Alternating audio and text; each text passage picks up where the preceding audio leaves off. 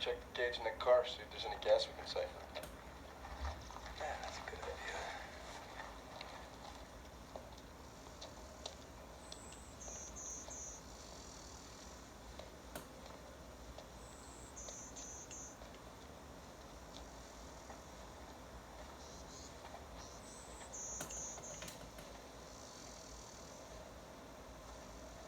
No VIN number. What? Little metal identification tab's been cut out.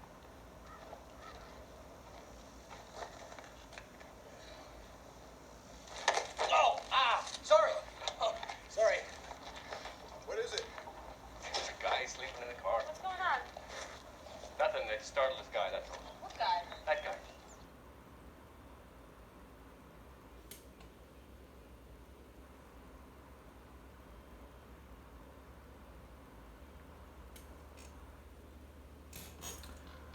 Okay, hello everybody. This is a movie called The Trigger Effect, and I just got done watching it, and this was a movie that was recommended a while back from Gray Man Kinetic, also known as Project Gray Man. Anybody watches his live streams, he hasn't had one in a while. He was on YouTube for a while, then decided to go to Rumble, and he's also on Twitter as Project Gray Man, and he has a website, projectgrayman.net. I'm sure a lot of people might be familiar with that. But anyway, the reason I bring this up is because not only has what he said in his videos and on Rumble or on his YouTube or on his website, projectgrayman.net, where he uploads a lot of videos, whether he puts them on YouTube or not.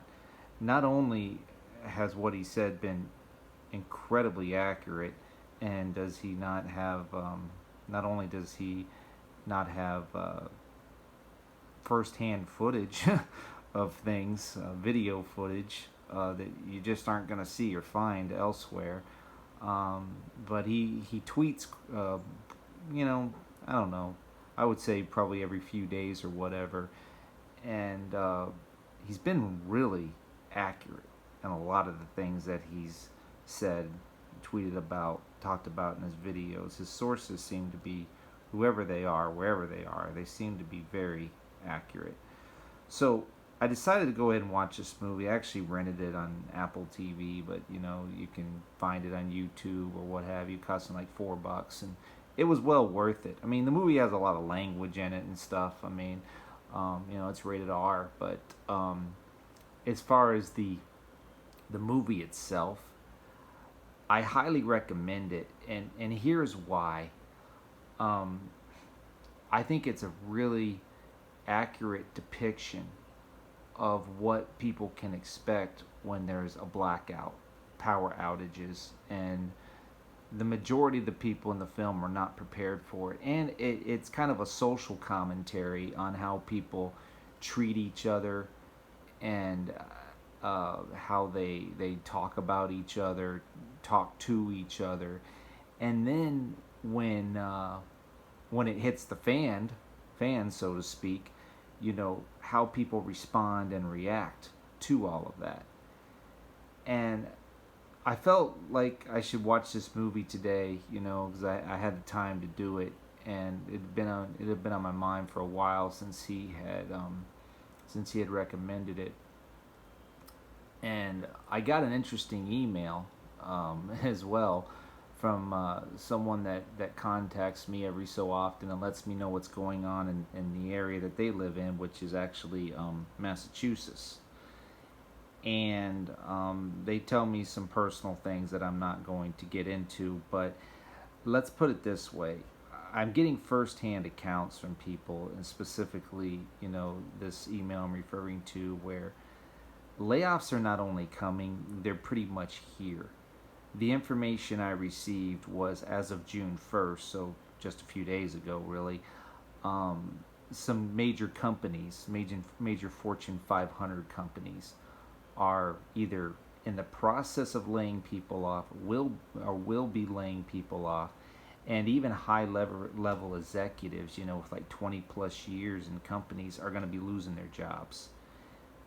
Companies are on a hiring freeze. And by Fortune 500 companies, I'm talking like Apple, Microsoft, Google, Dell, Hewlett Packard, um, big name companies, big name corporations here that they're just simply on a hiring freeze, laying off people, even higher level executives, 20 plus years in the business, vice presidents of companies, whatnot. They're going to be losing their jobs. And from what I understand, at least in this particular instance, the information I received, it started on June 1st. And in conjunction with that, people ordering appliances, or say they have appliances go out in their home or whatever, and they need to get a replacement, or maybe a compressor goes out or something like that. Well, guess what? You can't get the parts in, or if you do, it takes weeks or months to get simple parts in to get appliances working again. If you have to replace the appliance, a lot of things are on back order now. Shortages are everywhere. Earlier today, Popular Preparedness talked about a concrete shortage, which I find very interesting because I used to work at a concrete manufacturing plant when I lived in Florida. And there were times when orders did not come in. As a matter of fact, I think the reason the company only lasted as long as it did is because we had Department of Transportation contracts. But a lot of the blueprints and stuff that would come in would have to come from China. And at the time we were dealing with the scandemic and so forth, we weren't getting orders in. So the blueprints weren't coming in for the orders. So it slowed down production. And now we're finding out there's a concrete shortage as well. So, what about people that have already started to build homes or whatever it is they're building? If they can't get the concrete in to continue on, how are they going to get this home built? You know what I'm saying? I mean, so it's not just food and which is highly important, of course, and baby formula and so forth. It's everything, folks. Everything. This entire infrastructure is falling. It's crumbling. And like I said, as of June 1st, at least in this particular situation, as of June 1st, they've already started their layoffs. They're the hiring freeze and companies beginning to go under. So get ready. I mean that's all I can say. Get ready. I think I've heard some things referred to as a summer of hell. That may not be far off the mark there. It's supposed to be blasted hot in a lot of areas. If you have the heat and the humidity, plus power outages, blackouts, whatnot, which is basically what this trigger effect is based on. It's a blackout. And here's the interesting thing. They try to figure out why, but nobody really gets any answers because guess what? You can't get TV, you can't get radio, phones don't work properly. Nobody really knows why. All they know is they're stuck in the situation and now they have to deal with it. And really the why isn't so important. Yeah, they discuss that to a certain extent, but it's mostly not why this happened, but how are we dealing with it now that it has happened? And who was prepared and who wasn't prepared? Who had a plan, who didn't have a plan? And then people do some pretty irrational things in this film because of the biases they have, and the fear that they have. I mean, they do some stupid stuff like throwing a shotgun in a pool. That's just stupid, and the shells because they're so anti-gun, and they're so scared. Well, okay, fine, then just leave it alone. But throwing it in the pool is stupid, But see, that's how people will do things. They will respond and react in irrational and even a stupid, ignorant manner. So, as I'm watching this thing and I'm thinking about how I would respond in certain situations and what I would do, and it's a very good teaching movie. Let's put it that way. It's something people might want to get their. Like I said, there's a lot of language in it. It's rated R and so forth. But like for your older kids, teenagers, adults, things like that. Get people to gather around, and say, hey, let's watch this thing and maybe talk about it, pause it or whatever. Okay, what will we do in this situation? What will we do in that situation?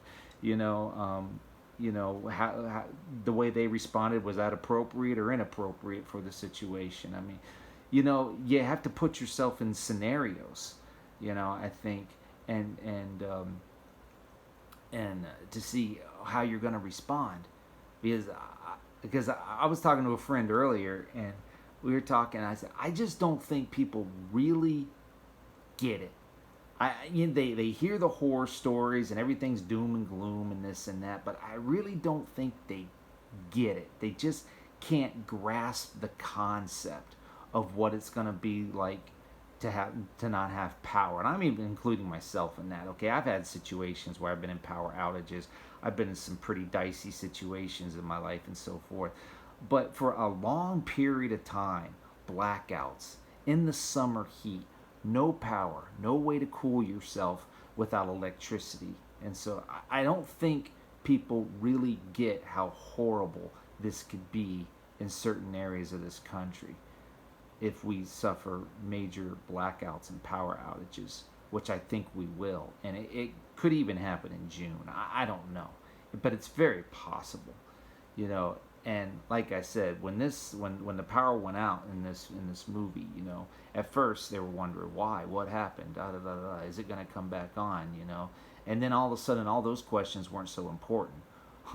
What, like in the clip there, I mean, you could see, people are, they have very limited gas, they're looking for more gas, they're trying to get to a certain location. They are pretty much tapped out, even if they're, even if gas is available, they can't buy it, the pumps probably aren't working anyway. So they're looking to siphon gas out of other vehicles that are abandoned on the road. I mean, you got to think about the possibilities here of this happening very quickly, very soon. So, I'm going to recommend the movie. Like I said, even though it has a lot of language and so forth in it, it's rated R for good reason. It's unnecessary, but what can I say? That's Hollywood. That's just the way things are. But I'm going to recommend it as a teaching movie, basically. And like I said, you might want to get some people around. It's $3.99. Rent it on YouTube, Apple TV, whatever. You could just look it up and see where it's available, whatever's convenient for you, if you can do that. And like I said, if you have older teenagers, or grandkids who are older, or young adults or whatever, this is one of those movies you want to watch and like I said, pause certain situations and talk about, okay, what are they doing here? Why are they doing that? What would we do if we were in this situation? How would we respond? How would we react? I think it's time to have a plan, folks, if you don't have one. Because if we're not out of here anytime real soon, we're going to be dealing with some stuff. We're going to be we're going to be in a situation where we're going to have to